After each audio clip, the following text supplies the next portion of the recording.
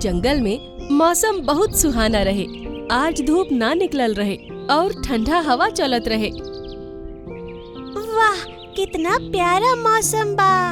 50 degree के गर्मी झेले के बाद ऐसन मौसम देख के बहुत अच्छा महसूस होखता। जहाँ जंगल में सब पंछी खुश रहन सा, उहाँ में सोनू कबूतर बहुत ज्यादा परेशान दिखाई देवत रहे। अभी से इतना घना बादल और ठंडी हवा, जब बरसात के मौसम आई तब भला का होई।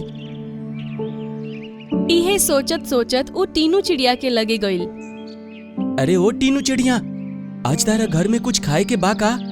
असल में हमरा पंख में दर्द हो रहा बा, यही से हम खाना तलाश करे नहीं जा सकत। माफ करिए कबूतर भैया, हमने के तो अपना और अपन बच्चा खातिर खाना तलाश के लेके आई नहीं जा और ओकरा के खा के सूत जाई नहीं जा।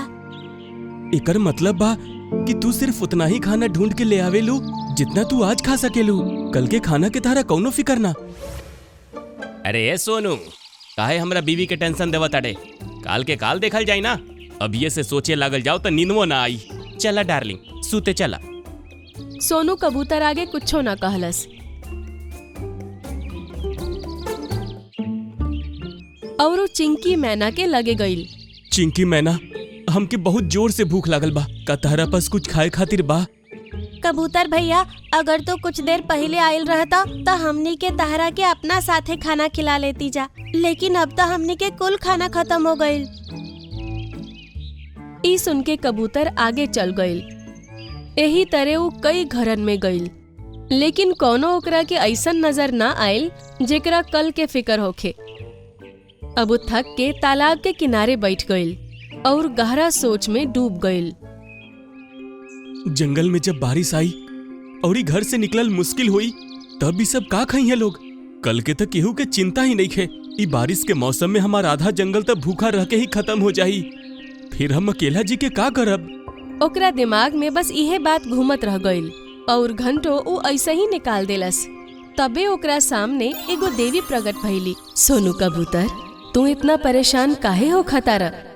अरे आप तक कोनो देवी लागतानी। प्रणाम देवी। ताहरा दुखी दिल के पुकार इतना ज्यादा रहे कि 7 गो आसमान पे बैठल हम भी ओकरा के सुन के खुद के यहाँ आवे से ना रोक सकनी। बोला, ताहर दुख के कारण का बा?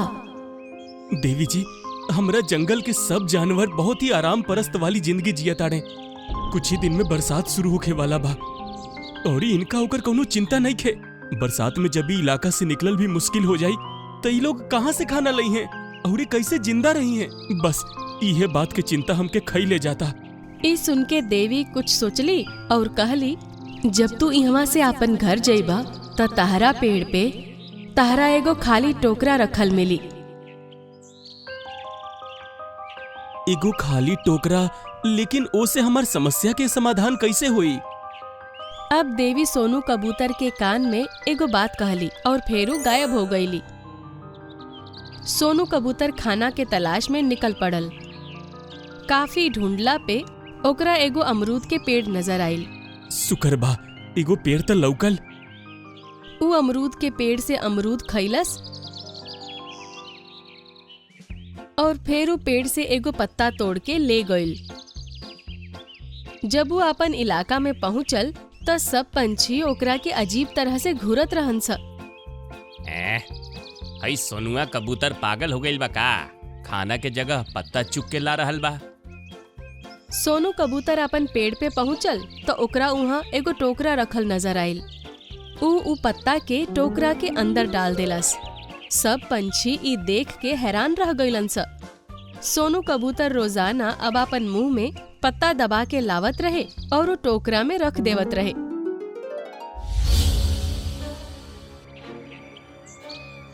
सोनू कबूतर, हमके लागता कि तू ई टोकरी में कम से कम 20 गो पत्ता त जमा कर लेला, लेकिन ई पत्ता तू आखिर इकट्ठा काहे करत रहो?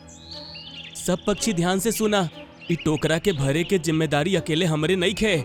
आज से तू लोग जौन भी फल खाइबा, तहरो के ऊ पेड़ के एगो पत्ता लाके ई टोकरा में डाले के बा। और हमार उम्र सबसे ज्यादा बा त तहरा लोग के हमार बात मानही के पड़ी। हाँ, बड़ा था तू हुआ, लेकिन तू सठिया गईला। खैर कोई बात ना, हमने के तहार बात मान ले हब जा। ऊ दिन से सब पंछी जौन पेड़ से फल खात रहन सा ऊ पेड़ के एगो पत्ता तोड़ के ले आवत रहन सा। अरे भाई लोग, बारिश बहुत तेज होता, ऐसे में हमनी के उड़ के दूसरा जंगल में खाना नहीं की ढूंढ सकत। जमीन पर भी पानी भर गइल बा, ऐसे में हमनी के रास्ता भी याद ना रही। हाँ सही कहला तू, अब तक बारिश थमे के बाद ही कुछ हो सकेला। सब पंछी बहुत परेशान रहन सा और बारिश के रुके के इंतजार करत रहन सा, लेकिन बारिश ना रुकल और सब के जोर के भूख सतावे लागल। तभी सोनू कबूतर भी वहाँ आके बैठ गइल। बोला, तू लोग कैसे परेशान दिख रहल बाड़ा? तू सही कहले रहला सोनू कबूतर, हमनी के आज के साथ साथ कल के बारे में भी सोचे के चाहत रहल हा और खाना जमा करे के चाहत रहे। आज बारिश आइला पर हम और हमार बच्चा भूखे बा। अगर हमनी के तहार वो दिन बात मान ले रहती तो हमनी सब के पास खाना होइत। हमके पता रहे कि तहरा लोग के समय अइला पर पछतावा जरूर होई। खैर, अब तो बहुत वक्त हो गइल बा, अब भूखा मरला के अलावा कौनो दोसर उपाय नहीं खे। कबूतर भैया, अगर हमनी के ई बार जिंदा बचनी जा तो मौसम खुलला पे तहार बात जरूर मानम जा। अब तू लोगन मेहनत करे के फैसला करिए लहला, तो हम भी दिखा दे बतानी कि हम टोकरा में पत्ता काहे इकट्ठा करत रहली। अब सब पंछी सोनू कबूतर के साथे ऊ पेड़ पे पहुँचलन सा और उहवा जाके ऊ सब जौन देखलन सा ओकरा के देख के ओकनी के आंख बड़ हो गइल और हैरानी के कोनो सीमा न रहल। ऊ सब देखलन सा कि जौन टोकरा में ऊ इतना दिन से पत्ता भरत रहे ऊ अब पूरा तरह फल से भरल रहे। ई सब का हो रहल बा? अरे आखिर भइल कैसे? हमरा तक कुछो समझ नहीं के आवत।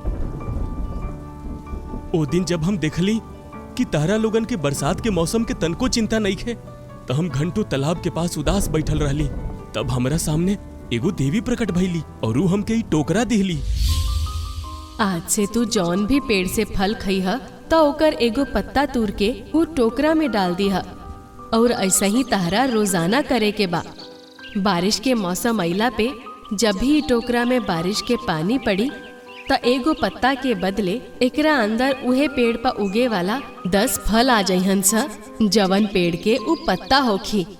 यही से जौन भी पेड़ से हम फल खात रहली ओकर एगो पत्ता ई टोकरा में डाल देवत रही और ई हमरा कहला पर रोजाना तू लोग भी एगो पत्ता डालत रहला, जेकरा चलते बारिश शुरू होते ही फल से भर गईल। अरे वाह, अब हमनी के भूखा रहे के जरूरत भी ना पड़ी। तहार बहुत बहुत शुक्रिया दोस्त। हाँ, लेकिन अगला साल तू सब लोग मेहनत करके खाना इकट्ठा करबा। ई टोकरा बारिश के मौसम खत्म होते ही अपने से गायब हो जाई। हाँ सोनू कबूतर, हमनी के तहर बात के हमेशा याद रखम जा और आगे के सोच के चलम जा। एकरा बाद सब पंछी टोकरा से फल निकलला सन और खाए शुरू कर देलन सा। ओकनी के चैन से खाना खात देख सोनू कबूतर के भी बहुत सुकून मिलल।